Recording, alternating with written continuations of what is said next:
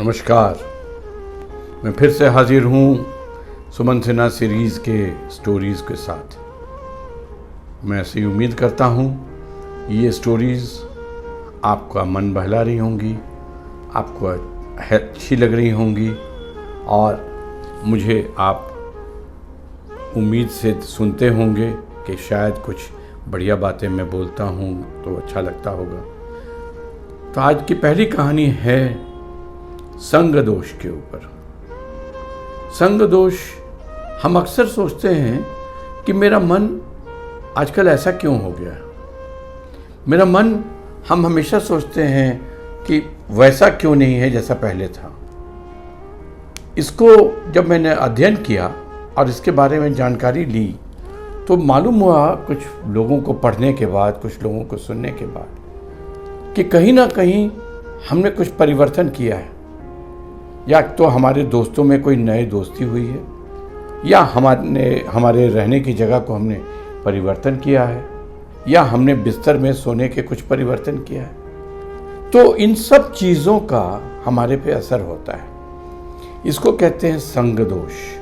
संग दोष का मतलब होता है जो हमारे संग हैं उसमें कोई नकारात्मक चीज़ अगर आ जाएगी जो हमारे आसपास में, या कोई गलत व्यक्ति से पहचान हो जाएगी, तो वो कहीं ना कहीं हमें असर करेगा। और वो बहुत सूक्ष्म होता है, हमें पता भी नहीं चलता है। उसकी बातें सुनकर हमको लगता है कि वो हमारे हक में बोल रहा है, हमारा अच्छा शुभचिंतक है, लेकिन हमको पता नहीं चलता है कि उसकी ऊर्जा, उसकी सोच हमको बहुत सूक्ष्म तरीके से एक ऐसे रास्ते पे धकेल रही है जो आगे चल के मेरे लिए सही नहीं होगा। और ये चीज़ मैंने अध्ययन करके देखा, बहुत सारे लोगों को सुन के देखा।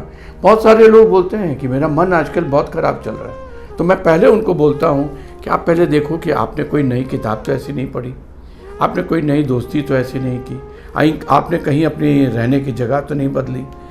अगर कुछ ऐसा हुआ है तो आपको देखना चाहिए कि वो क्या हुआ है और फिर उसको करेक्शन कीजिए।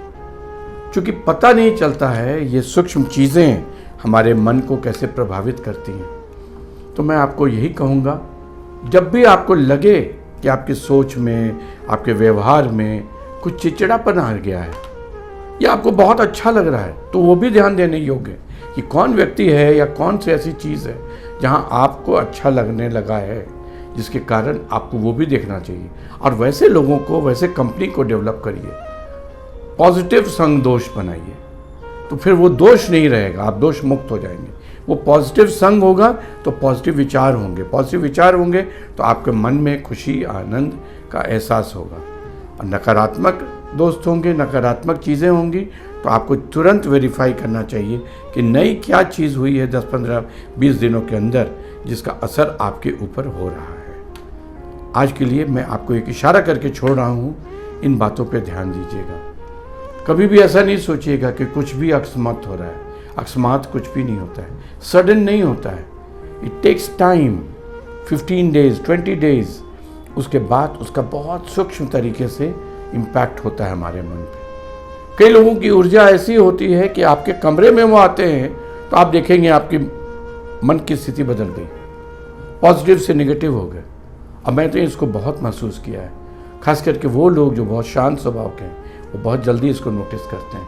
तो मेरा रिक्वेस्ट है, watch your mind, watch yourself, watch your words and see कि कोई नई चीज़, कोई नया परिवर्तन हाल फिलहाल में तो आपने नहीं किया है जिसके चलते नकारात्मक या सकारात्मक व्यवहार हो रहा है आपका।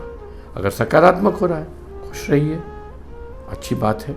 नकारात्मक है तो उससे मुक्त होइए। कोई अच्छी किताब हो आपके बिस्तर के बगल में, अच्छा असर होगा। कोई नकारात्मक किताब होगी, आप देखेंगे आपके बिस्तर के सिरहाने में आपने रखा है, उसका भी असर होने लगेगा सूक्ष्म रूप से। बी केयरफुल ऑफ द संग। संग मतलब साथ, साथ मतलब what is around you. Please watch. Thank you so much.